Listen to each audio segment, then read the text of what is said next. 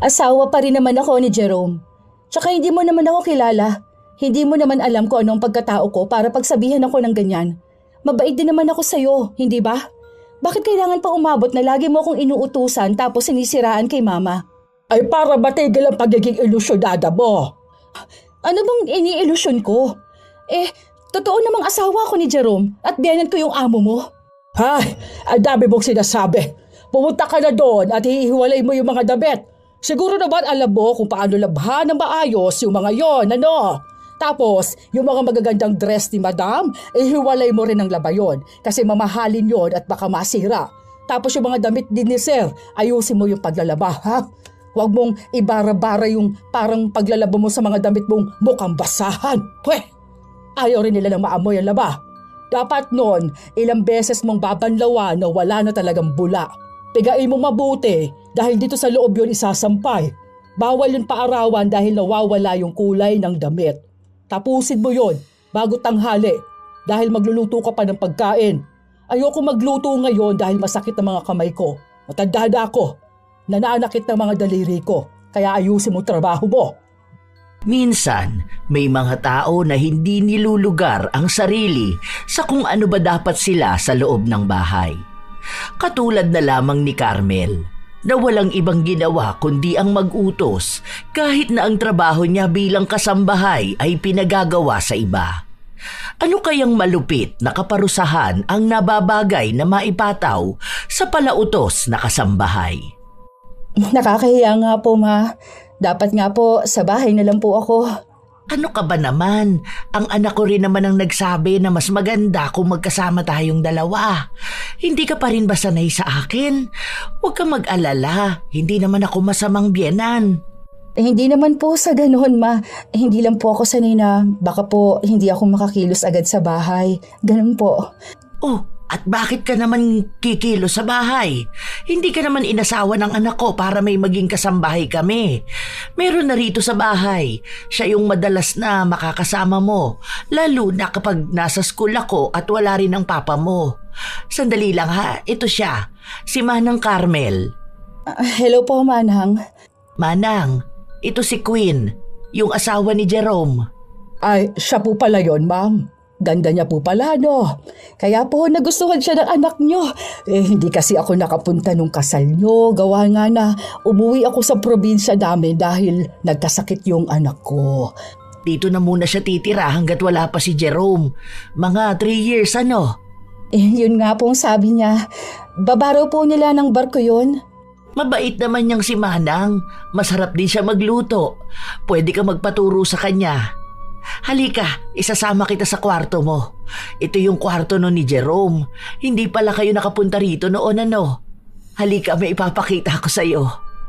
Mabait ang biyenan ko, Lola Telang. Hindi siya sobrang yaman, pero masasabi po na nakakaangat sila sa buhay. Nagtatrabaho sa barko ang asawa ko na bunsong anak nila. 2 lang ang anak nila. Ang panganay na nasa malayong lugar kasama ang pamilya nito. Ang asawa naman ni Mama Marjorie may negosyo at madalas nawala sa bahay dahil kung saan-saan nagpupunta. Ang biyenan ko naman po, nagtuturo siya sa isang sikat na kolehiyo. Katulad nga ng sabi ng biyenan ko, laging kami lang ng kasambahay nila na si Manang Carmel ang madalas na naiiwan sa bahay. Maaga kasing umaalis si Mama, tapos gabi na rin siyang umuuwi. Maayos naman nung una. Hanggang sa ang dami ng tinatanong sa akin ni Manang Carmel. Bale hindi ka nakapagtapos ng college. Hanggang 2nd year lang po ako. Uy, paano mo naman nakilala si Sir Jerome? Nag-work po ako noon bilang tourist guide tapos po isa siya sa mga turista. Tapos niligawan ka na niya at sinagot mo na siya kasi alam mong makakaangat ka na sa buhay kapag siya ang naging asawa mo. Po? Hindi naman po sa ganon, Manang. Bali, naging magkaibigan muna kami. Hindi ko naman po alam na mayaman sila eh. Ang sabi niya lang sa akin na nagtatrabaho siya sa dagat. Akala ko nun mangingisda siya. Tapos nakilala ko lang yung parents niya nung ikakasal na po kami. Oy, bakit para namang ang bilis niyong magpakasal? Bakit? May tinatakasan ka ba? Wala naman po. Siya po yung may gustong maikasal agad kami. Jesus! Alam ko na yung ganyan na gawain ng mga oportunistang taga-probinsya. Alam ko na pera lang ni Sir Jerome ang gusto mo. Nagpapanggap ka lang na mabait sa harapan ng pamilya niya, pero sa susunod yan, lalabas na rin syempre yung tunay mo ugali. Wala ka naman palang pinag-aralan. Bakit pa kita pinagsisilbihan, di ba? Total, wala ka namang ambag dito sa bahay. Mabuti pa, ikaw ang maglinis ng banyo. Po? Bingi ka ba? Ikaw ang maglinis dito sa bahay. Bakit may angal ka ba? Isusumbong mo ba ako kay Madam? Ay subukan mo. Baka nakakalimutan mo 30 years na nila akong kasambahay. Ako na yung kasama nila, wala pa silang anak. Ako na ang kasama nila bago pa nagkaroon ng asawang mga anak nila. Subok na ang pagkakakilala nila sa akin. Kaya mas paniniwalaan nila ako kaysa sa'yo. Sige. Pagkatapos mo, ikuha mo ako na maiinom ko. Gusto ko namang umapila nun, pero nahihiya po ako. Wala naman akong kakampi sa loob ng bahay kung magkataon man. Siguro kakampi ko sina Mama, pero base sa sinabi ni Manang, mas kilala na siya. Baka maging dahilan pa ako ng gulo. Ayoko pa naman sa lahat yung may nag-aaway ng dahil lang din sa akin. Nangyari pala ito noong 2005, Lola Telang. Nung mga panahon na to, walang usong gadget. Wala ring gaanong CCTV nito, lalo na sa loob ng bahay, kaya walang nakikita na kahit na ano kapag ako ang naglilinis at nag-aasikaso sa bahay. Akala ko nga, bibihira lang akong uutusan ni Manang hanggang sa nasundan pa ito. Oy, linisan mo nga yung kwarto ni Madam. Bakit po? Ano bakit mo? Ano bang akala mo sa sarili mo? Amo ka na rin sa bahay na ito? Hindi po ba kayo yung kasambahay? Hindi ba wala kang pinag-aralan? Hindi ka nakapulot ng ginto, ha? Naglinis na kasi ako ng kusina. Tutulong naman ako dito sa bahay pero sana wag naman yung parang ako na ang lahat. Sumasagot ka pa ngayon? Alam mo na pwede at kaya kitang siraan sa amo ko. Hindi ka pa kilala ng mga yon. Pwede kong sabihin napakatamad mo. Kahit pa maging mabait sila sa'yo, alam mong madali ka lang masisiraan. Tsaka, hindi mo ba nakikitang nagpapahinga ako? Ang dami kong nilinisan kanina, ha? Pero pagod din naman po ako eh. Wala akong pakialam. Bilisan mong maglinis doon dahil baka doon ka nalang tumambay. Ang tamad mo ano?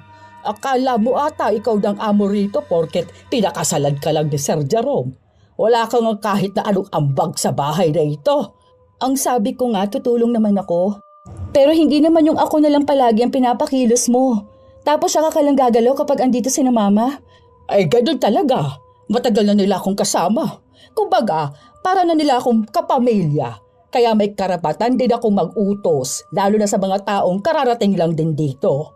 Yung klase ng tao na mahirap lang naman sana, pero mataas ang pangarap, kaya ginalingan para makabingwit ng mayaman at titira sa magandang bahay.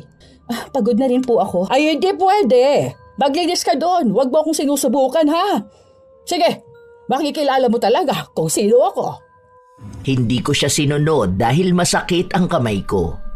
Ang dami kong nilinisan sa kusina kanina. Paano, pati yung ilalim ng lababo pinalinis na rin niya sa akin. Hindi ko rin akalain nakakaiba pala talaga ang ugali ni Manang Carmel. Nung umuwi si Mama, sabay kaming kumain, tapos narinig ko pa ang sinabi ni Manang. Ma'am, huwag ka naman masyadong makalat kapag nasa bahay ka lang, ha? Alam mo naman na may katandaan na rin ako. Hindi ko masusundan yung mga kalat mo. Kalat? Anong kalat? Hindi naman po ako nagkakalat dito, Ma.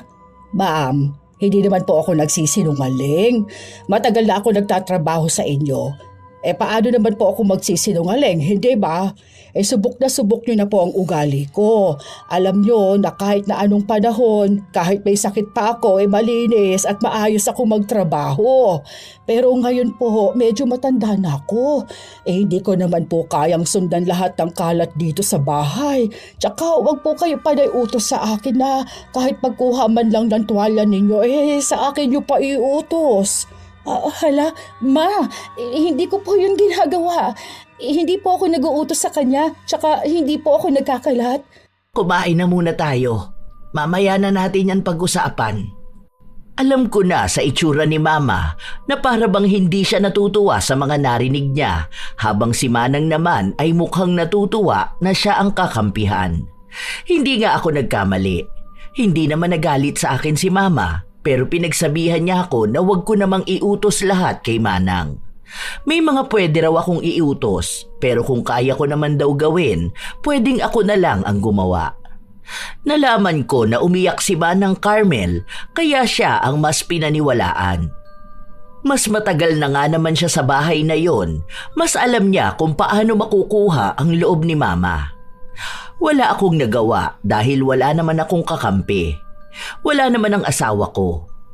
Nung mga panahon kasi na yon, wala namang gaanong paraan para makausap ko si Jerome, kaya ang inaasahan ko lang ay yung pag-uwi niya.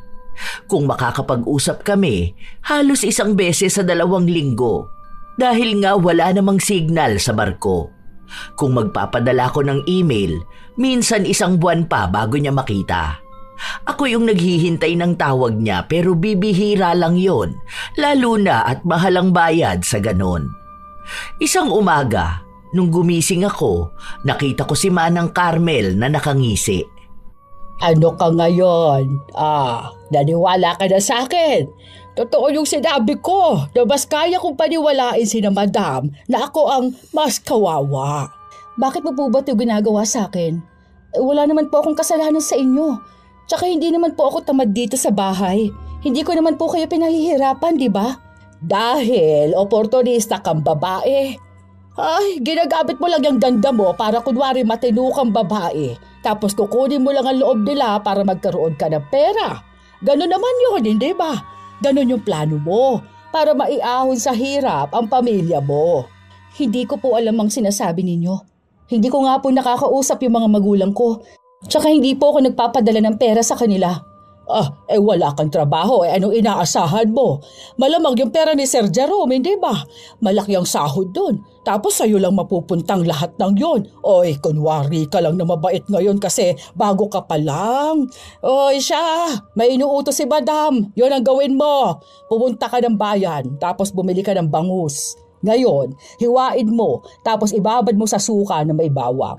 Tapos ipiprito mo yon. Pwede bang ikaw na lang ang magprito? Hindi kasi ako marunong eh. Tapos takot din ako sa mantika, lalo na kapag tumatalsik. Mahirap ka lang tapos takot ka sa ganyan. Hindi yan totoo. Nag-iinarte ka lang. Pagkatapos mo magluto, yung mga damit labahan mo na yung mga yon. Huwag mo lang hintayin umabot na naman kay Madam ang sumbong ko. Ha? Hindi na ako umapila dahil alam ko kung paano siya maging nakakaawa. Ayoko namang sabayan siya na magsumbong o kaya ay magpaawa rin. Mas mukha naman siyang magaling sa ganong bagay. Saka pakiramdam ko mas paniniwalaan siya. Kaya kahit napagod na ako, sinusunod ko pa rin ang gusto niya. Ilang linggo na palaging ganon ang ginagawa ko. Sumusunod ako sa mga utos niya sa akin kahit na hindi ko rin naman siya amo. Isang araw, masama ang pakiramdam ko noon kaya hindi ako makalabas ng kwarto ko. Magpapakuha sana ako sa kanya ng pagkain pero ayaw naman niya kaya ako na lang ang nagluto para sa akin. Maya-maya pa, biglang dumating si Mama. Ma'am, ako na kasing magluto para sa'yo. Bakit ka ba nahihiya sa akin? Sabi ko naman na magpahinga ka na lang sa kwarto mo. Dadalhan din naman kita ng gamot. Sinabi ko naman na hindi ko pa kaya magluto agad kasi nga may pinagagawa sa akin si Madam. Sorry na po. Ma'am ha, huwag ka na magalit sa akin. Anong nangyayari? Ma, andito ka na po pala. May naiwan kasi ako may kukunin lang ako. Anong nangyayari? Sorry po talaga ma'am. Nagagalit po kasi sa akin si Ma'am Queen dahil hindi ko po siya agad nalutuan ng pagkain gusto niya. Masama raw pong pakiramdam niya kaya iinom siya ng gamot. Tinatapos ko lang po kasi linisin yung sinasabi niyo po sa akin. Hindi ko naman po alam na nagmamadali siya. Sorry po talaga ma'am. Wala naman po akong inuutos sa'yo, Manang Ako na lang po kako magluluto ng pagkain ko dahil nahihiya akong mag-utos sa'yo. Eh di naman po ako nagagalit sa'yo. Hindi ka po nagagalit kasi andito po si Madam. Kaya nga ngayon na ako humihingi ng sorry. Nak, huwag mo naman masyadong iasa lahat kay Manang, ha? Kung kaya mo naman, pwede naman na ikaw na lang muna ang gumawa, di ba? Ganun naman po talaga ang ginagawa ko, Ma. Hindi naman po ako nag-utos sa kanya kahit na isang beses po. Kauutos mo lang sa akin kanina, ma'am. Ang sabi mo, nalabhan kong lahat ng mga damit mo at gusto mo yung malinis na malinis.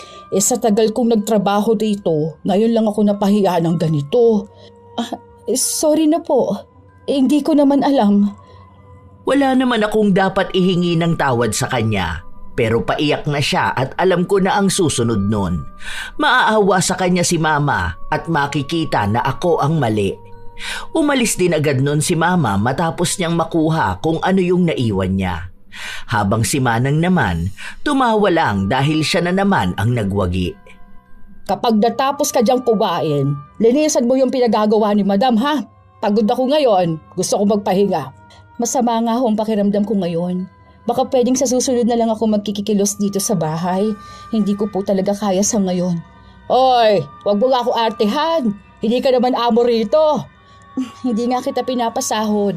Pero hindi ba asawa pa rin naman ako ng amo mo? Di ako tumatanggap ng ganyang amo. Katulong ka lang din naman doon, ha? Hindi ba? Walang pinag-aralan. May galit ka ba talaga sa akin, Manang? Ano, may nagawa po ba ako sa inyo na hindi ko alam? Basta. Nakakainis ka lang. Ayaw kita rito. Andito man po ako o wala. Ganun pa rin naman po yun eh. Kasambahay ka pa rin naman dito. Tapos ako asawa pa rin naman ako ni Jerome. Iba man yung bahay ko, hindi na magbabago yon. Ganyan talaga mga langaw na nakaapak sa kalabaw, ano? Akala nila sila na yung mas mataas sa lahat. Hindi po ako nagmamataas, Manang. Masama po ang pakiramdam ko. Huwag niyo naman po sana akong awayin ngayon, oh. Basta. Gawin mo yung inuutos ko sa'yo. Hindi na ba pwede na ako lang yung kikilos dito sa bahay, ano? Dumating ka lang dito ng biglaan eh. Hindi kita amo, ha? Hindi ako magkakaroon ng amo na walang pinag-aralan at galing pang probinsya. At mas kaya ko pa rin paniwalain sila na akong kawawa. Dahil sino ka ba naman, hindi ba? Sobrang bigat ng katawan ko pero ginawa ko pa rin ang pinapagawa niya sa akin. Maalikabok yun kaya wala akong ibang ginawa kundi ang umubo. Nahihirapan na nga rin akong huminga noon pero wala akong magawa kundi ang tapusin ang trabaho ko. Matapos noon, bumalik na ako ng kwarto. Katatapos ko lang ding uminom ng gamot at gusto ko nang magpahinga. Anong karapatan mo magpahinga, ha? Hindi pa malinis ang kusina. Ginawa ko na nga yung utos mo. Sino ka asahan mo maglilinis ng kusina? Ako pa rin, ha? Ako maghuhugas ng mga pinagkainan mo kanina? Kapal na ba na mukha mo? Masama ko kasi talagang pakiramdam ko. Gusto ko magpahinga. Hindi pwede. Wala kang karapatan. Kung ako nga kahit matanda naglilinis pa rin dito sa bahay. Ano na lang ang sasabihin sa'yo ni na Madam kung malalaman na yung manugang nila sobrang tamad pala. Hindi naman po ako tamad. Nilalagnat lang po talaga ako. Pag mo ako artehan dyan, hindi ako ang asawa mo na madali mo mauto, ha? Maya ka naman. Wala ka nang naitutulong dito sa bahay. Nagpapaka-feeling Reyna ka pa. Hoy, Queen. Queen lang ang pangalan mo, ha? Pero alipin ka pa rin. Wala kang pinag-aralan. Hindi ka rin galing sa marangyang pamilya. Ibig lang sabihin doon, wala kang kahit na anong ipagmamalaki. Kaya bumangon ka dyan at linisan mo ang kusina. Hindi ko alam kung bakit hindi ako pumapalag kapag inuutusan niya ako. Kahit na ang dami niyang masasakit na salitang sinasabi sa akin. Sunod-sunod ang pag-uutos niya sa akin na halos ayaw na rin niya akong magpahinga. Nung nagpadala sa akin ng pera si Jerome, nag-abot ako kay Mama para tulong sa bahay. Ano ka ba? Huwag ka na magbigay sa akin. May magagastos naman dito. Itabi mo yan. Ipunin mo para kapag nakabalik na ang asawa mo, may pera kayo. At kung magkakaroon kayo ng anak, di ba? Para po sana pambahid po ng bills, Ma, o kaya po bayad po kay Manang Carmel. Ay, Ako na ang may sagot dyan. Hindi mo naman yan dapat iniisip. Ako na ang bahala sa mga gastos dito sa bahay. Kung kailangan ko naman, hihingi naman ako sa'yo. Hindi kasi ako nang hihingi ng pera sa mga anak ko. Tapos yung asawa ko, may trabaho naman yun. Tapos hindi rin naman kami magastos na tao. Sure po ba kayo, Ma? Nahiya po kasi ako na parang wala po akong ambag dito. Hindi yan. Okay lang talaga. Bumili ka na rin pala ng mga gamit mo. Nakita ko yung mga sinusuot mo, mga luma na. O sige, sa Sunday lalabas tayo, mag-mall tayo. Tapos bumili ka na rin ng mga kailangan mo, ha? Opo, Ma. Salamat po. Kahit na anong pilit ko kay Mama, ayaw niya talagang tumanggap ng pera mula sa akin. Ayaw niyang kunin ang bigay ng anak niya at wala namang problema sa akin kung kukuha siya. Sinamahan niya pa ako na kumuha ng bank account noon para doon ko iipunin ang pera na ipadadala sa akin ni Jerome. Tinuruan niya rin ako kung paano ko hahatiin ang saipon saka sa mga pangangailangan ko. Dahil nahihiya ako, minsan ako na yung bumibili ng grocery pero pinagsasabihan ako na wag nga raw. Hindi naman daw ako malaking pabigat sa kanila para ako pa ang gumastos ng pagkain ko. Hanggang sa isang araw, sa kasarapan ng tulog ko, bigla na lang akong ginising ni Manang Carmel. Ano akala mo? Pwede ka na matulog hanggang ganitong oras? Huwag kang tatamad-tamad riyan. Bumangon ka. Bakit po, Manang? Anong bakit? Baka nakakalimutan mo magkukuskus ka pa ng banyo. Tapos magtatapon ka pa ng basura at maglilinis ng likod ng bahay. Hindi ko ho kaya lahat niyan ngayon. Anong hindi mo gagawin? Ang kapal naman pala ng pagbumukha mo, ano? Tatanggi ka pa talaga? Wala kang ambag dito? Nagbibigay ako ng ambag. Ayaw naman ni Mama. Ang ibibigay mong ambag yung bigay ni Sir Jerome. Ha? Hindi mo naman yun pera. Sa asawa ko naman yun galing. O ayan! Lumabas din ang tunay mong intensyon. Pera lang talaga ni Sir ang gusto mo. Wala ho akong sinabi na yung pera niya lang ang gusto ko. Ang sinasabi ko, yung pera ng asawa ko, pera ko rin naman yun. Wala akong pakialam sa mga katwiran mo. Mababang uri pa rin ang tingin ko sa'yo. Wala tayong pagkakaiba, ha? Kaya bumangon ka na dyan at huwag kang masyadong babuhay, Reyna. Wala sana akong balak bumangon, pero hinila niya ako. Sa pilitan niya akong pinaglilinis ng banyo. Nilinisan ko naman na to nung nakaraan pero hindi raw siya nasisiyahan dahil may mga nakikita pa siyang dumi. Ano ba naman yung klaseng paglilinis na yan, ah? Hindi ganyan. Sinabi ko na sa'yo na ayusin mo, hindi ba? Kamayin mo yan. Malinis naman na to ah. Tama na to. Tsaka kung nakikita mo na hindi ito maayos, ikaw ang maglinis. Binabayaran ka para sa trabaho mo na ganito. Ay, ang kapal na mukha nito ah. Hindi naman ikaw ang amo ko. Kaya hindi ka kasama sa pagsisilbihan ko, ha? Dito ka lang nakatira pero hindi ka kasama sa dapat kong susundin. Hindi naman kasi ako nag-uutos sa'yo, Manang. Ako naman ang gumagawa ng sarili kong gawain dito sa bahay, ha? Huwag ka nang panisalita dyan. Ayusin mo na yan. Gusto ko pagbalik ko, malinis na yan. Huwag mo akong aartehan, ha? Kamayin mo yan. Para namang hindi ka kumakamay ng dumi noon. May malinis pa nga yung inodoro kaysa sa pagkatao mo. Ayoko na. Hindi ko to lilinisan. Isusumbong kita kay Bam. Isumbong mo. Hindi naman tama itong ginagawa mo eh. Ako ang inuutusan mo rito sa bahay. Hindi mo nga ako amo, pero hindi rin naman ikaw ang nagpapasahod sa akin. Di ba? Ay, okay. Ay sige, ganyan pala gusto mo, ha? Ngayon, magkakaalaman tayo kung hanggang saan ba dapat umabot yung ganyang pag-uugali mo. Ako pa talagang kinakalaban mo, ha? Alam ko na kung ano ang gagawin niya. Magpapaawa na naman at magsusumbong yan kay Mama. Naghihintay ako na magsalita siya kapag naroon si Mama pero wala siyang ginawa hanggang sa umabot na kinabukasan. Pero akala ko wala siyang naisumbong kay Mama. Yun pala, sinabi niya yun noong wala ako doon. Kaya nang magising si Mama, kinausap niya ako. Nak, kapag may kalat ka, itapon mo na ng diretso ha. Ayoko talaga ng makalat sa bahay. Hindi naman po ako makalat, Ma. Tsaka naglilinis po ako dito sa bahay. May nakita kasi ako mga nakakalat na napkin sa banyo. Ayoko ng ganon. Pinalinis ko na kay Manang. Ang sabi niya, iyo raw yun. Kasi hindi naman siya nagbabanyo doon Tayo lang naman. Hindi naman ako gumagamit ng napkin. Tapos tayong dalawa lang ang babae rito sa bahay. Maliban na lang kay Manang.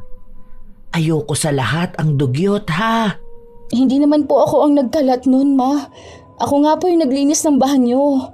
Sabi nga ni Manang, nagpatulong siya sa'yo. Kaso lang daw, sinungitan mo siya at sinabi mo na hindi ka kasambahay at dapat siya ang naglilinis sa bahay dahil binabayaran mo lang siya. Nak, sa totoo lang, ayoko naman sabihin sa iyo to, no? Kasi matagal na talaga naming kakilala si Manang Carmel. Mabait yon at maaasahan.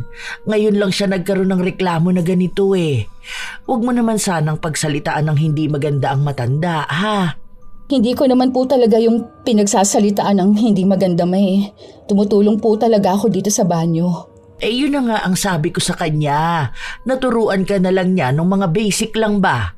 Hindi mo naman kailangan yung buong bahay talaga ang lilinisan mo Yung mga bagay na pwede mo lang namang gawin. O kaya kung ayaw mong maglinis, huwag ka na lang magkalat, ha? Yun lang naman. Opo, Ma. Sorry po. Hindi na po mauulit. Mabait naman yun si Manang Carmel. Pero huwag mo naman sana samantalahin ha. Kasama na namin ng matagal na panahon yon. Hindi na kami kumuha ng ibang kasambahay kasi subok na namin na mapagkakatiwalaan at maaasahan. Makakasundo mo rin siya. Saka magpaturo ka sa kanya na magluto para pagdating ng asawa mo, pwedeng ikaw na ang magluto sa kanya. Alam mo ang mga lalaki, gusto kasi ng mga yon yung maasikaso at marunong sa bahay. Ako rin naman nung bago kami ng papa mo, hindi rin ako marunong sa ibang gawaing bahay. Si Manang Carmel lang din ang nagturo sa akin. Minsan kasi kahit na may kasambahay tayo, hinahanap pa rin ng mga asawa natin yung aruga at pagkilo sa bahay na tayo ang gumagawa. Huwag mo sanang masamain itong mga sinasabi ko sa'yo. Hindi ko naman po minamasama, Ma. Sige po, pagbubutihin ko po, lalo dito sa bahay. Salamat po, Ma. Pasensya na rin po kayo. Okay na yun. Ayoko lang yung may kakaibang nangyayari dito sa bahay. Gusto ko yung maayos tayong lahat. Tapos maayos din kayo ni Manang. Kasi ayaw mo ba yun? Kapag nagkaroon na kayo ng anak ni Jerome, dalawa na naaalagaan ni Manang. Si Jerome at yung anak nyo. Nakakatuwa kaya yun? Opo nga, Ma. Sige po.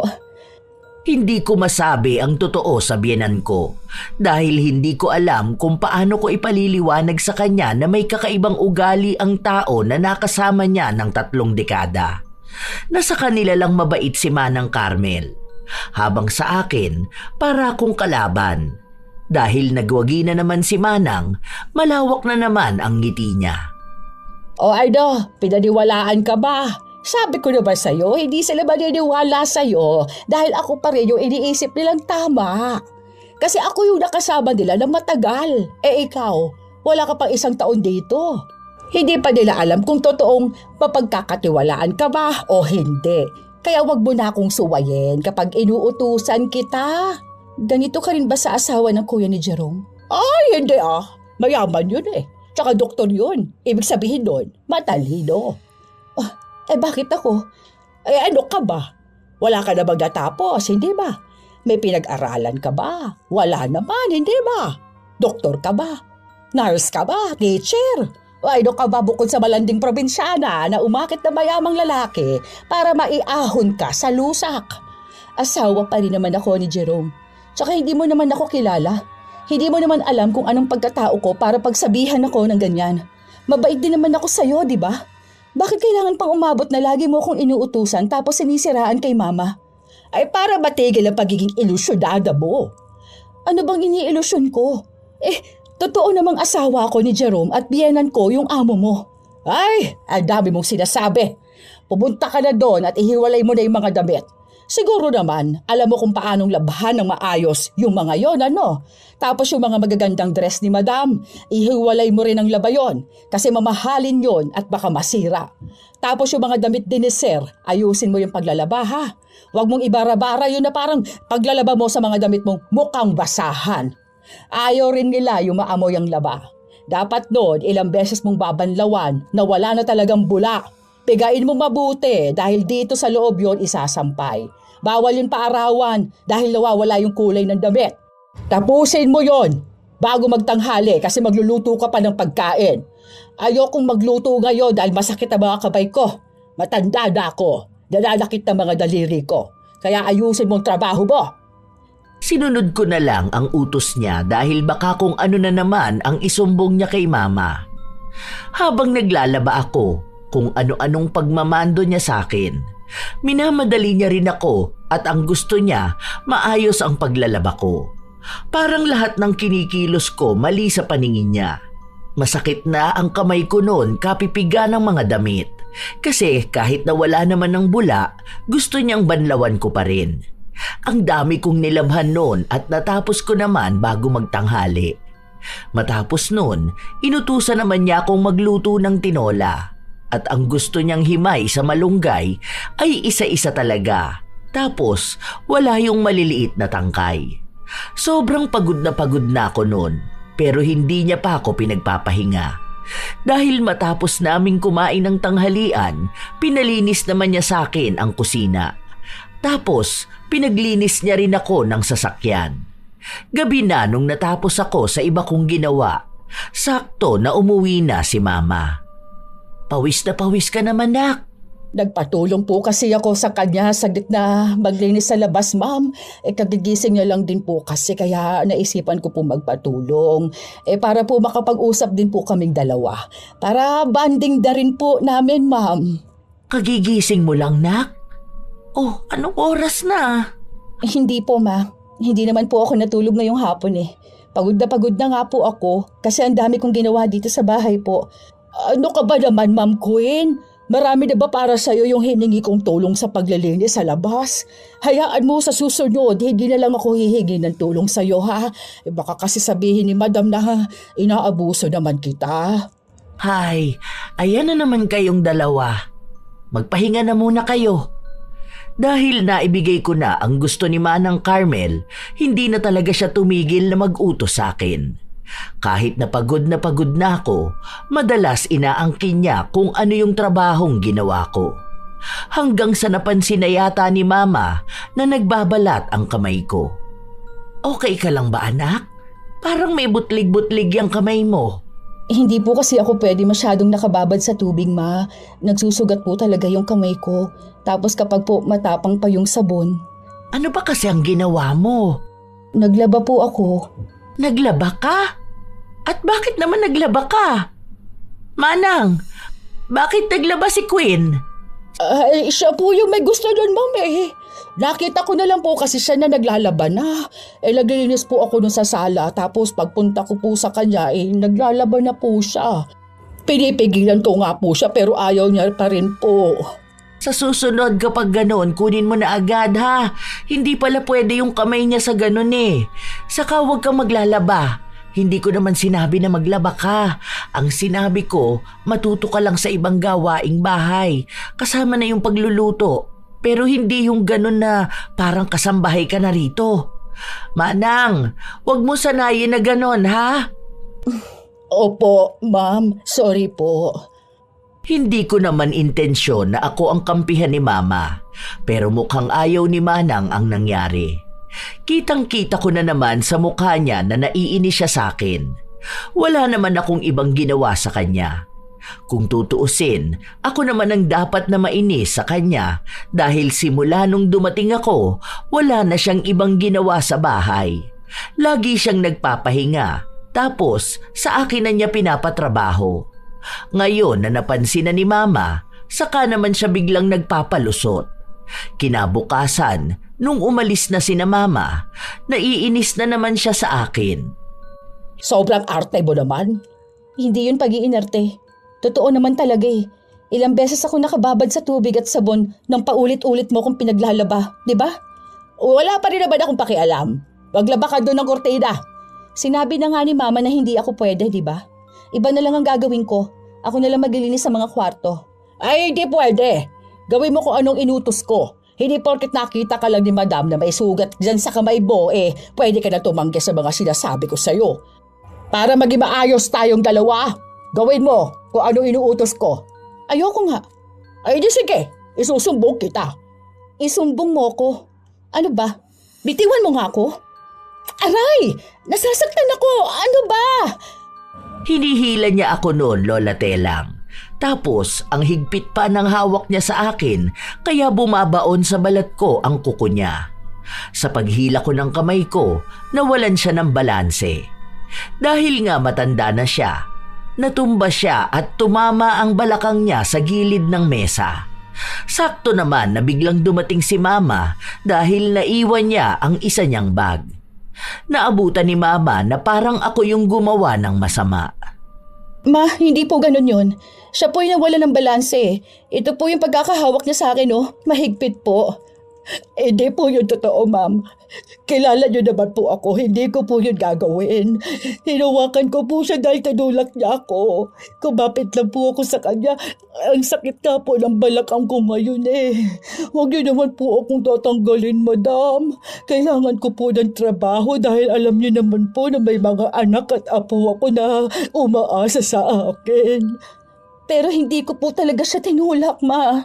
Dalhin na muna natin sa ospital si Manang Carmel. Baka mapano pa siya. Dahil mas malala ang tinamong pinsala ni Manang, siya ang pinaniwalaan ni Mama. Hindi naman siya nagalit sa akin ng sobra, pero pinagsabihan niya ako na sana raw sa susunod ay matuto kong gumalang sa mas nakatatanda sa akin. Hindi ko alam kung anong isinumbong sa kanya ni Manang Carmel na dahilan kung bakit ganon ang nangyari, pero mukhang nakakaawa nga siya sa kwento niya. Dahil maging si Mama ay mangiyak-ngiyak. Mag-isa lang ako sa kwarto ko habang umiiyak. Bakit ba parang ang laki naman ng kasalanan ko? Hindi naman ako masamang tao. Hindi rin naman ako gold digger. Tsaka sumusunod naman ako sa mga sinasabi sa akin Pero bakit para namang lumalabas na ang sawa kong tao? Parang ayoko na sa bahay na ito. Pero nandito kasi sila Mama at mabait naman sila sa akin. Hindi ko naman pwedeng paalisin si Manang Carmel. Umiiyak na lang akong mag-isa sa kwarto ko, Lola Telang. Para bang gusto ko na lang lumipas na yung taon para umuwi na ang asawa ko. Ang pangako niya kasi sa akin, kapag umuwi na siya, lilipat na kami ng bahay, tapos bubuo na kami ng sarili naming pamilya. Magkakaroon na kami ng anak. Parang mabilis lang naman ang 3 taon, pero ang tagal kapag nandito ako sa bahay at kasama ko si Manang Carmel.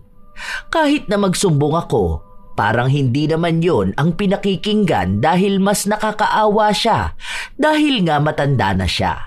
Tapos, kilala na siya ng mga tao rito sa bahay. Lalo na yung kwento niya tungkol sa mga anak niya at lalo na sa mga apo niya. Saka hindi lang basta kasambahay ang tingin sa kanya, kundi kapamilya na. Ilang araw pa ang lumipas, hindi gaanong makakilos si Manang Carmel, kaya ako ang kumikilos sa bahay. Kuha mo nga ako ng tubig. Meron na. Gusto ko yung malamig.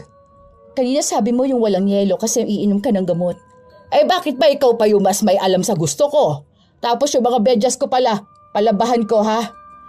Parang sobra naman yata ang pag-uutos mo sa akin, Manang. Eh ano naman sa'yo? Ikaw ang may dahilan kung bakit ganitong nangyayari sa akin. Hindi ba? Kung hindi mo naman ako itinulak, hindi ako magkakasakit. Alam mo na nga na matanda na ako, hindi ka malang ba naawa sa akin? Wala naman kasi akong ginawa sa'yo Hindi ko naman sinasadya na maitulak ka. Tsaka iniwas ko lang naman yung kamay ko. Paano? Ikaw ang unang nanakit sa akin. Ay ano? Pinagalitan ka ba ni Madam? Ano, ha? Hindi naman ako pinagagalitan ni Mama. May hinahon niya akong pinagsasabihan palagi, no?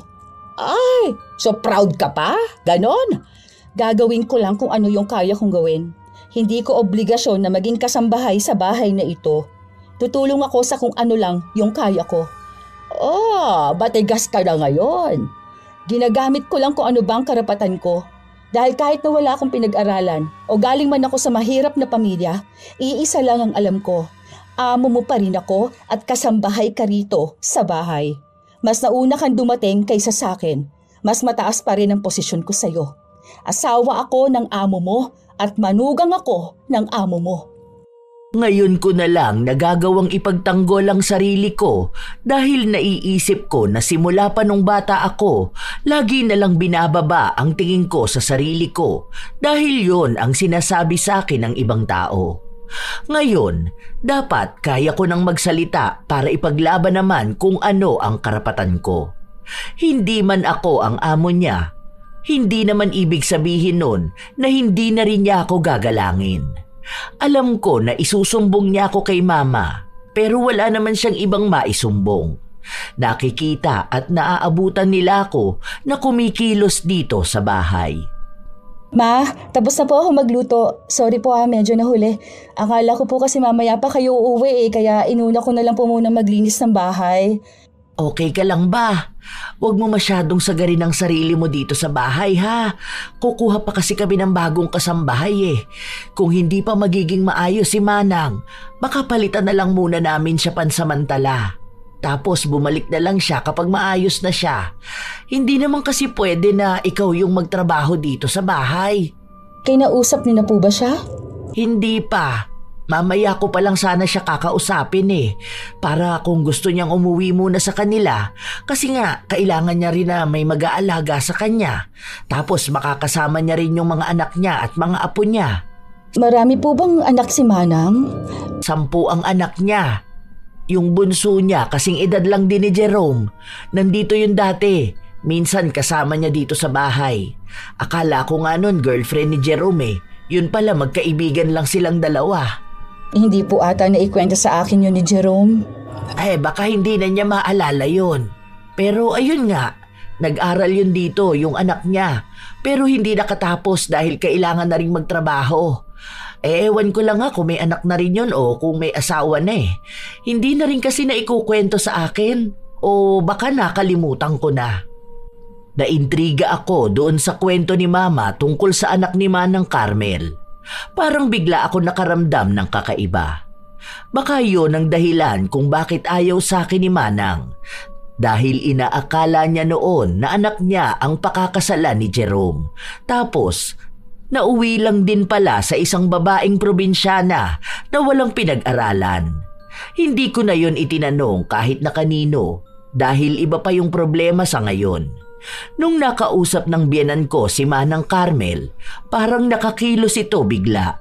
Mukhang yung sakit niya noong mga nakaraan ay pagpapanggap lang para makapagpahinga siya. Habang ako na lang muna ang sumalo ng iba niyang trabaho. Pero nung nalaman niyang baka mapalitan muna siya, bigla na lang siyang gumaling. Mukhang sa akin na naman siya galit. Masaya ka na ba? Butikan mo na ako mapaalis sa bahay na to? Pero hindi mo yun magagawa. Mag-ingat ka na lang ha. Lalo na't baka hindi ka lang sa bahay na ito mawala at pati na rin sa buhay nila.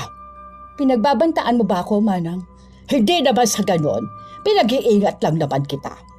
Hindi ko alam kung para saan ang mga salitang yon, pero kinakabahan ako. Iniisip ko nga na baka bigla na lang akong malason dito o kaya'y masaksak dahil kaming dalawa lang ang laging naiiwan sa bahay. Pero wala namang ibang nangyayari sa akin. Pero dahil sinabi nga niya na mag-iingat ako, talagang nag-ingat ako. May galit na siya sa akin dahil nga sa anak niyang hindi nakatuluyan ng asawa ko. Ilang araw pa ang lumipas, bigla na lang akong nagising na parang may bukol ako sa leeg. Maliit lang yon, parang kulani. Hindi ko pinansin dahil minsan kasi nagkakaroon ako ng ganon, lalo na kung may sugat ako. Nung panahon na yun kasi, may sugat ako sa bibig dahil nakagat ko.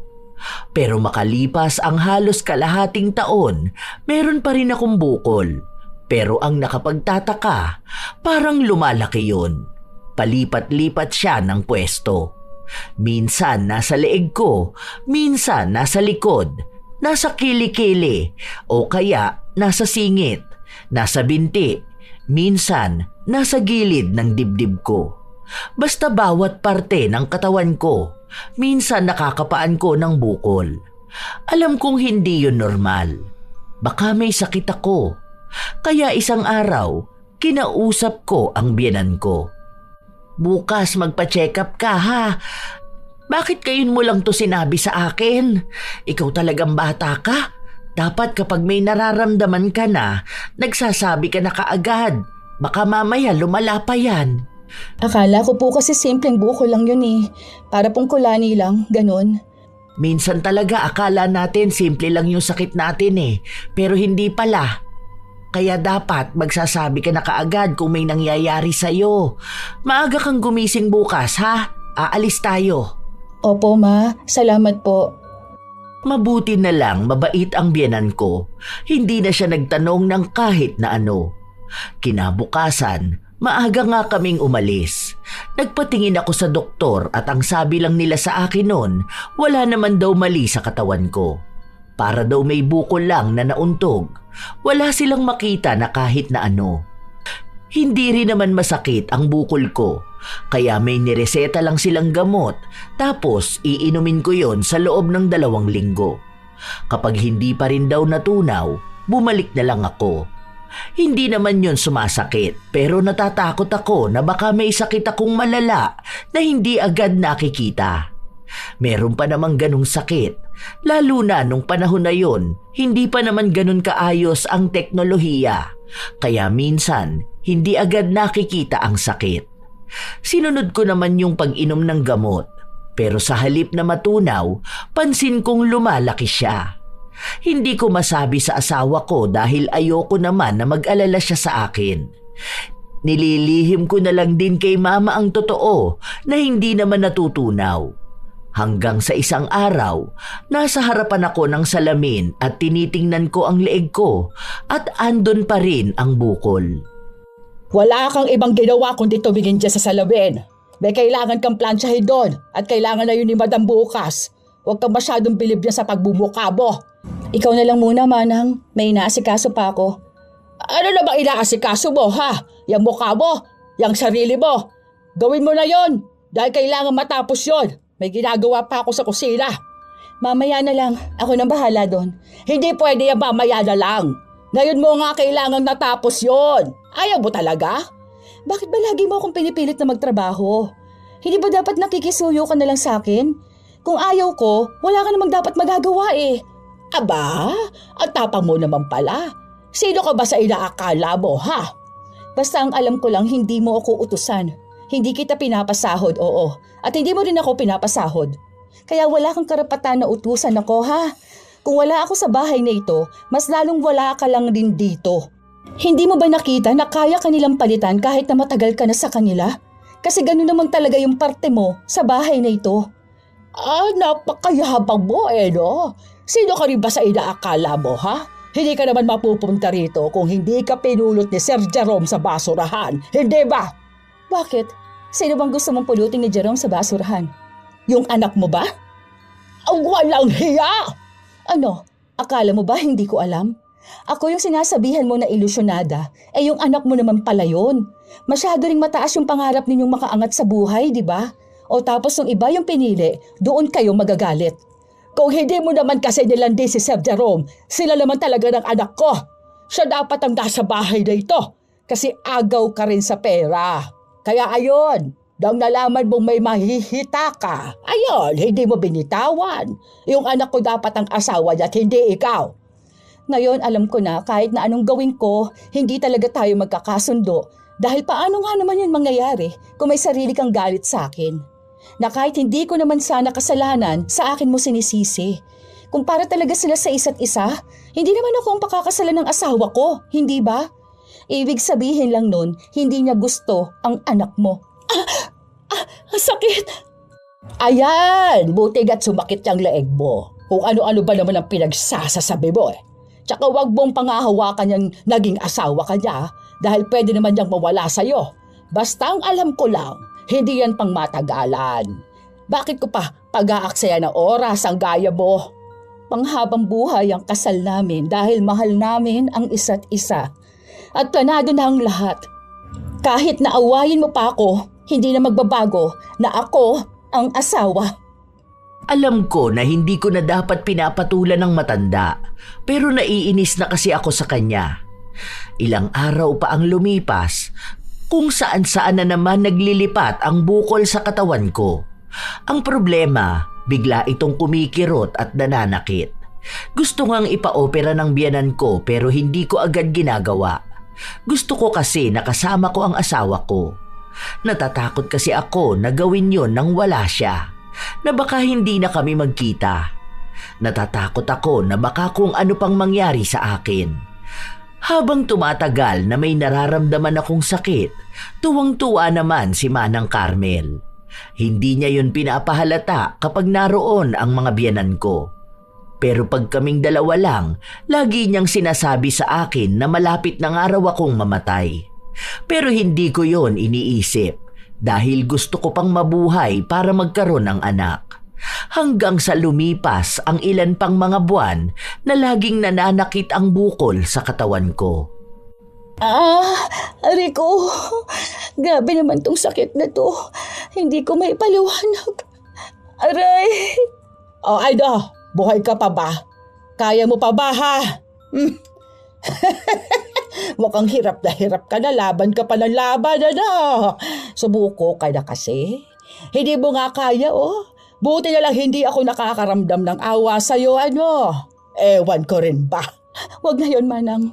Masama talaga ang pakiramdam ko. Ang sakit. Aida, nasa na yung yabang mo sa akin, ha? Hindi mo na ba kaya? May nalalaman ka pa niyang panghabang buhay kayong asawa mo, Shucks! Mukhang hindi mo naman na siya maaabotang umuwi.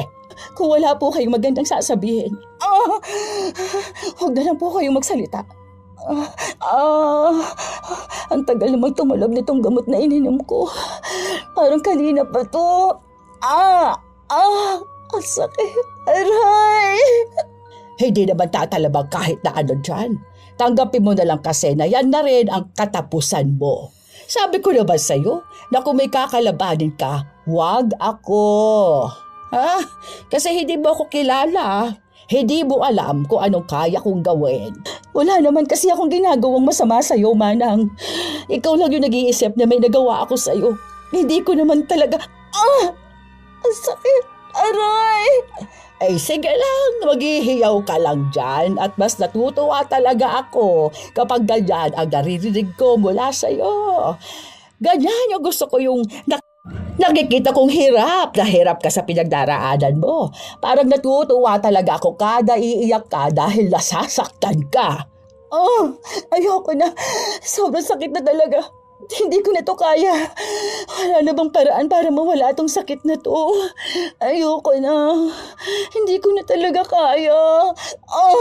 Aray! Aray ko! Wala akong ibang ginawa noon kundi ang humiyaw sa sakit. Kahit na anong paliwanag, Lola Telang, hindi ko masasabi kung anong sakit yon. Hindi naman siya hinahalukay na laman kasi mas masakit pa doon. Kung saan tatapat ang bukol, doon sasakit ng sobra. Basta bigla na lang akong nagigising na hindi ko kinakaya ang sakit. Iyak ako ng iyak. Naaawa na nga sa akin ang biyanan ko. Minsan, hindi na siya pumapasok para lang alagaan ako. Ang laki ng ibinagsak ng katawan ko. Kahit na anong kain ko, wala talaga akong panlasa nun. Wala akong gana sa lahat. Mabuti nga, tumitigil na si Manang Carmel na utusan ako, pero hindi siya tumitigil na pahinain ang loob ko. Kung ano-ano na lang ang sinasabi niya sa akin. Parang hinihiling niyang mawala na talaga ako. Hanggang sa bumisita sa bahay ang kaibigan ng biyanan ko. Hindi ko alam kung anong meron, pero nung nakita ko yun, kinilabutan ako. Tapos, nalaman ko na lang na parang may kakayahan yun manggamot nung sinabi sa akin ni Mama. Kinikilabutan ako, nak. Tingnan mo nagtataasan ang mga balahibo ko. Bakit po, Ma? Ano pong meron? Sinabi niya na binabarang ka raw. Kinikilabutan talaga ako. Ay, grabe. Hindi ko kinakaya yung mga sinabi niya sa akin. Takot na takot din ako. Po? Ano pong ibig niyo sabihin? Yung barang na talagang may ritual? Kinabahan naman po ako sa sinabi niyo, Ma. Naalala ko po yung mga kwento sa probinsya namin. Oo, nak. May kakayahan kasi yun eh. Unang kita niya pa lang daw sa'yo, alam na niyang may kakaiba. Lalo na nung nahawakan ka niya. Naniniwala ako ron kasi yun din yung gumamot dun sa nanay ng katrabaho ko eh.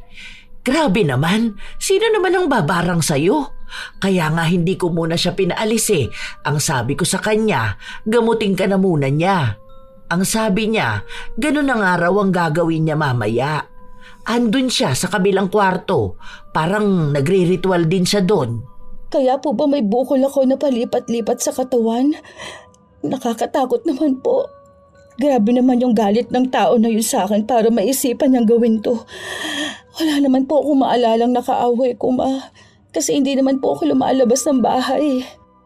Malalaman po kaya niya kung sinong gumawa nito sa akin. Hindi ko alam eh. Pero parang may clue siyang ibibigay, ganon. Ewan ko rin. Mamaya malalaman din naman natin yun. Hindi ko na kasi alam kung ano yung ginawa niya noon eh. Pero natatakot talaga ako. Kasi bakit naman biglaan na may ganyang nangyayari? Tapos parang ikaw pa talaga yung naging punteriya, di ba? Nung sinabi sa akin yun ni Mama, may tao na talagang pumasok sa utak ko. Si Manang Carmel. Ayoko pang maniwala pero yun na ang sinasabi ng kutob ko. Lalo na pumapasok at bumabalik sa utak ko yung mga pinagsasabi niya sa akin. Lalo na nung pinag-iingat niya ako. Alam ko naman na galit siya sa akin dahil nga ako ang napangasawa ni Jerome at hindi ang anak niya. Pero hindi ko akalain na aabot sa punto na ganito. Naniniwala naman ako sa itim na kapangyarihan. Pero hindi ko akalain na ako mismo ang makakaranas nun. Nung gabi na yun, parang pinipigilan pa ni Manang Carmel na gamutin ako kung ano-ano pang pangungumbinsi ang sinasabi niya sa biyenan ko. Pero hindi ito nakikinig sa kanya dahil malakas ang paniniwala nito sa albularyo na kakilala niya. Lalo pa at hindi rin naman daw intensyon na magpagamot ako. Kusa lang itong nadiskubre. Nagpunta lang naman daw yon sa bahay dahil may kukunin kay Mama na naiuwi niya nung magkakasama sila. Pero mukhang paraan na rin yon para makita niya ako at malaman ang nangyayari sa akin. Pagalingin niyo po ako. Gusto ko pa pong mabuhay dahil marami pa po akong pangarap. Gusto ko pa pong magkaroon ng anak. Wala din naman po akong ginagawang mali sa kapwa ko. Ayoko pong mawala sa mundo. Maniwala ka lang, nak. Gagaling ka rin. Babalik din sa taong gumawa niyan sa iyo ang ginawa niya. Kahit na kailan hindi nananalo ang demonyo. Kaya kumapit ka lang, ha? Malalabanan mo rin yan, anak. Opo, Ma. Naniniwala naman po ako. Hindi ko alam kung anong ginagawa ng albularyo. Pero may mga orasyon siyang binabanggit na hindi ko maintindihan. Wala namang masakit sa akin. Parang normal lang pero malamig ang pakiramdam ko. Nanginginig din ang mga kamay ko. Halos wala pang isang oras nung natapos siya. Sinabi niya na ibinalik niya sa mambabarang ang ginawa niya sa akin.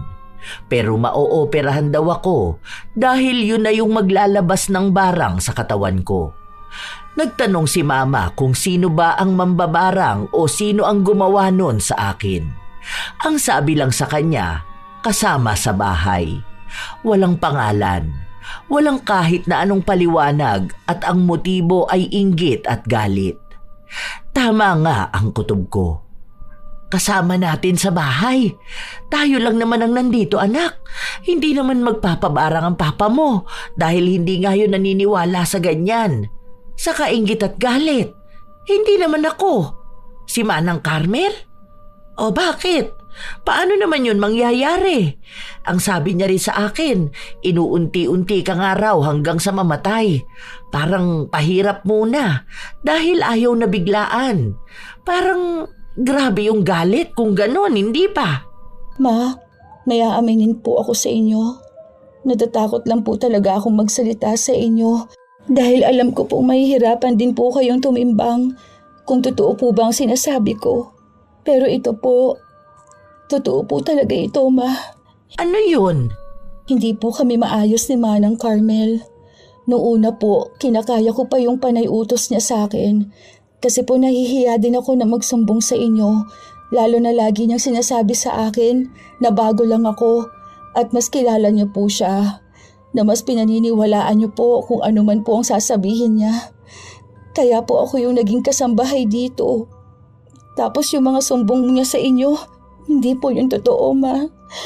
Galit po siya sa akin dahil akong naging asawa ni Jerome at hindi po ang anak niya. Kasi po kung hindi raw po ako nakilala ng asawa ko, wala naman daw pong problema sa kanila. Ay, sorry kung hindi ko inalam ang totoo. Hindi niyo naman po nakasalanan, Ma. Kasi po kayo rin po nagkaroon ng tiwala sa kanya. Kasi nga po matagal niyo na siyang kasama. Hindi ko lang po alam bakit kailangan pang umabot sa ganito na ipababarang pa ako. Hayaan mo, ako na ang gagawa ng paraan para maging maayos ka na rito sa bahay. Natatakot na nga po ako kay Manang Carmel. Parang hindi ko na po kayang tumingin sa kanya na baka bigla na naman po niyang ulitin kung ano yung ginawa niya sa akin. Huwag kang mag-alala, magkakampi tayo. Kakampi rin natin ang Diyos. At sabi ko nga na kahit na kailan hindi matatalo ng demonyo ang Diyos. Kaya wala kang dapat na ikatakot. Ako na ang bahala magpalayas ng demonyo na pinapasok ko sa bahay ko. Hindi ko alam kung anong gagawin ni Mama. Pero malamang ay aalisin niya na si Manang Carmel. Mukhang alam na rin naman niya kung ano yung nalalaman namin. Hindi ko alam kung paano kumuha ng tamang pagkakataon si Mama para makausap si Manang Carmel. Naroon pa nga ako nung ginawa yun ni Mama. Para siguro marinig ko rin ang mga sasabihin sa kanya o kaya ay makapagbigay ako ng saloobin ko. Ma'am, huwag naman pong ganun maayos naman po ako sa inyo, hindi ba? Hindi naman po ako gumawa ng kahit na anong kalokohan. Kung may isinumbong man po ang asawa ng anak mo, wala po yung katotohanan. Mas kilala niyo po ako. Ilang taon po akong nagtrabaho sa inyo, di ba? Lahat po ng problema ninyo kasama niyo ako. Yun na nga, kaya masama talaga ang loob ko sa mga pinaggagawa mo. Nagsisinungaling po talaga yung si Queen. Bakit ako na naman? Wala naman akong sinasabi Maawa ka na ba sa akin, ma'am? Kararating mo lang dito. Ako yung lagi mong nakakasama at tumutulong sa'yo tapos kukumbisiin mo pa si madam na paalisin ako. Itong usapan natin para sa ating dalawa lang. Nakausap ko na ang asawa ko at ang sabi niya ako na ang magdesisyon kung ano ang mangyayari sa'yo. Kaya pasensya ka na. Kailangan na kitang tanggalin sa trabaho mo. Salamat na lang sa ilang taon nating pinagsamahan, pero tapos na ito. Hanggang dito na lang ang oras mo sa pamamahay ko. Ma'am, ano po bang gusto ninyong gawin ko? Luluhod po ako sa harapan niyo, wag niyo lang po akong tanggalin sa trabaho. Kailangan po ako ng pamilya ko. Hindi po pwedeng mawalan ako ng trabaho, ma'am. Sana alam mo na yan noon pa bago ka gumawa ng kalokohan, di ba? Ma'am, wala po akong ginagawang kalokohan. Kahit ano pong sabihin ninyo gagawin ko, huwag nito. Huwag niyo po lang po ako tanggalan sa trabaho. Malaki na rin po ang pwesto niyo sa puso ko, ma'am. Para na po tayong pamilya dito, hindi po ba? Pamilya naman ang turing ko sa'yo. Hindi kita kaano-ano pero tinanggap kita sa buhay namin. Matagal tayo nagsama. Sa'yo ako humihingi ng payo. Pero si Queen, asawa siya ng anak ko na tinanggap ko ng buong buo sa bahay na ito. Wala kang karapatan na gawin sa manugang ko kung ano yung ginawa mo sa kanya. Nagsinungaling ka pa sa akin. Sinisira mo pa siya dahil lang sa dapat masunod ang gusto mo. Ma'am, Wala po talaga akong ginagawang masama sa kanya. Nagsisinungaling lang po siya. Ako po ang nagsasabi ng totoo. Kahit kailan po, alam niyo naman na hindi ako nagsinungaling sa inyo, hindi ba? Hindi ko po ugali yun. Mas lalo namang hindi ako sinungaling, Manang Carmel. Ilang beses ko pong sinubukan na makuha ang loob ninyo dahil alam ko na mahal kayo ng pamilyang ito. Pero hindi niyo po ako hinahayaan na mapalapit sa inyo dahil galit kayo sa akin. Hindi mo na kailangang linawin ang side mo, Queen. Alam ko na. Kaya makakaalis ka na, Manang Carmel. Wala ka ng puwang sa bahay na ito. Ramdam ko na masakit para kay Mama na paalisin ang tao na nakasama niya ng mahabang panahon. Pakiramdam ko nga noon, ako ang nagdala ng gulo sa kanila. Pero nung hawakan ni Mama ang kamay ko, para bang sinabi niya rin sa akin na wala akong kasalanan sa mga nangyari. Kung ano man ang naging desisyon niya, yun na ang tamang gawin. Kahit na anong pagmamakaawa ni Manang Carmel, hindi na niya muli pang nakuha ang loob ni Mama. Noong araw na yon ay pinaalis na talaga siya. Bago pa nga siya tuluyang umalis ng bahay, nagsalita pa siya sa akin na hindi ko alam kung may halong pagbabanta. Masaya ka na ngayon, ano? Sige lang, kung nilang tingin mong tama para sa'yo. Nawalan ako ng trabaho at inayawan ako ng amo ko na pinagsilbihan ko ng 3 dekada. Lahat yun kasalanan mo. Wala po akong kasalanan. Ikaw po may kasalanan ng lahat. Hindi ka naman po matatanggalan ng trabaho kung hindi mo yung ginawa sa akin, hindi ba? Naging mabuti naman po ako sa iyo eh. Kaso, ikaw talaga yung may ayaw sa akin. Maayos naman akong nakikitungo sa iyo pero lagi kayong galit. Hindi ko kasalanan kung hindi gusto ng asawa kong anak mo. At ito, lahat ng ito ay bunga ng gawa mo. Kaya wala kang ibang dapat nasisihin kundi ang sarili mo. Mas lalong wala akong ibang ginagawa. Umalis ka na lang, Manang, bago pa ako tumawag ng pulis. Wag ka na rin babalik dito. Pinuputol ko na ang kahit na anong ugnayan nating dalawa. Ngayon, alam ko na kung bakit si Queen ang pinili ng anak ko at hindi ang anak mo. Dahil hindi ko rin matatanggap na magkaroon ng balae na kasing sama mo. Hindi ko lang akalain na kaya mong magawa yon. Na sa tagal nating magkasama, hindi pa pala talaga kita kilala. Hindi ko alam na may isa pala akong kasama na sumasamba sa demonyo. Hindi na nakapagsalita pa noon si Manang Carmel dahil kusa na rin siyang umalis. Sa totoo lang, naaawa naman ako sa kanya. Pero wala naman akong ibang magagawa dahil gumawa na siya ng masama sa kapwa niya. Saka sinamama na rin naman ang nagdesisyon na paalisin siya. Makalipas ang ilang linggo, nagkaroon ako ng operasyon sa paa ko. Tinanggal yung maliit na bukol. Habang nagpapagaling ako, may kasambahay na bago na tumutulong sa akin. Mabait naman yun at mukhang mas matanda lang sa akin ng 5 taon. Ano na, kumusta na ang paa mo? Maayos naman na po, Ma. Medyo pagaling na rin po. Ay, kumusta naman ang bagong kasambahay? Tingin mo, hindi naman siguro yun mangkukulam, ano? Mukhang hindi naman po dahil ang bait niya po eh. Tsaka maayos naman po siya kausap. Lagi ko nga po siya naririnig na nagdarasal. Siguro naman po may takot siya sa Diyos. Ay, mabuti naman, ano? Alam mo, ganyang edad din nung si Manang Carmel nung namasukan siya sa amin. Mukhang yan ang version nyo. Kung magiging maayos man siyang bagong kasambahay. May naging balita po ba kayo kay Manang Carmel? Nung nakaraan may nabalitaan ako. Parang hindi ata siya umuwi ng probinsya nila eh. May bago siyang pinapasukan dito. Kasi may sakit daw siya. May mga bukol daw sa katawan niya. Bigla ko na lang naalala yung sayo. Hindi ba ganun din yun noon? Binalik daw po ba yung barang?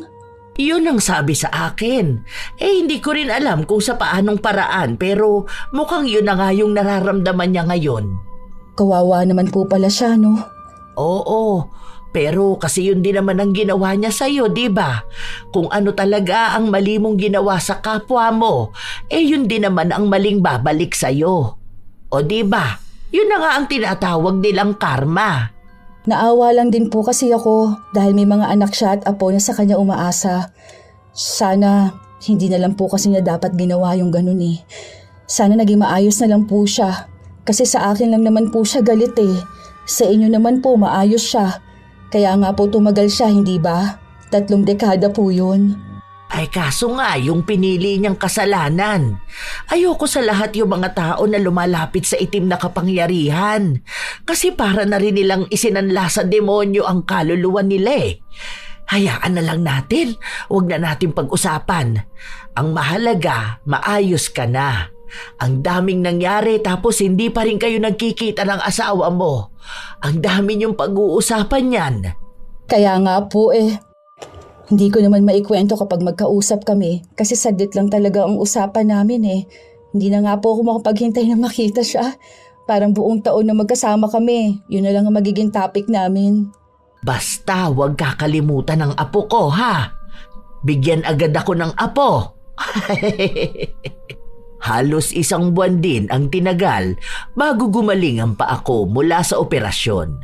Sa mga sumunod na taon, kasama pa rin naman yung kasambahay na pumalit kay Manang Carmel.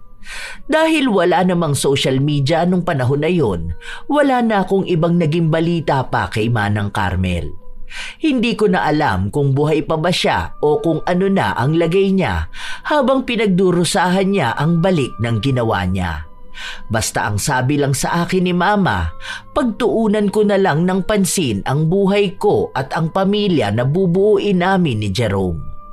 Sa taong kasalukuyan, may naging 4 kaming anak na malalaki na ngayon at ang nakakatuwa, yung kasambahay namin noon, siya pa rin ang kasambahay namin ngayon. Masaya siyang kasama at maayos naman. Pati mga anak ko ay kasundo niya. Ang pagkakaiba lang ng nangyari kay Manang Carmel, wala siyang anak na ipagpipilitan sa mga anak ko, kaya walang magiging gulo. Hanggang dito na lang po ang kwento ko, Lola Telang. Maraming salamat po. Minsan talaga may mga kasambahay na makakasama mo ng matagal at meron ding bibiguin ka.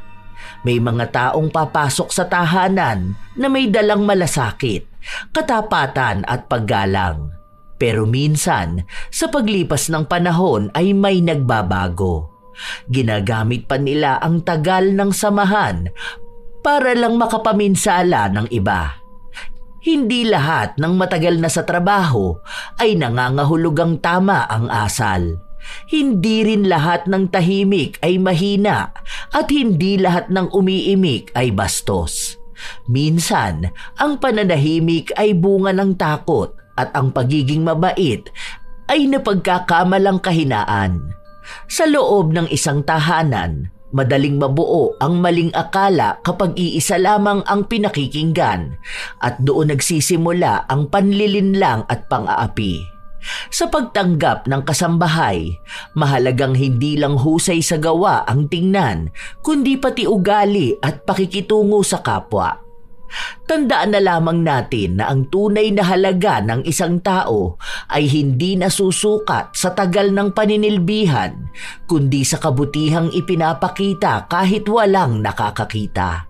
Sapagkat ang kasinungalingan, gaano man katagal maitago ay may hangganan, at ang pang-aapi, balang araw, ay babalik sa gumawa nito sa paraang hindi niya inaasahan.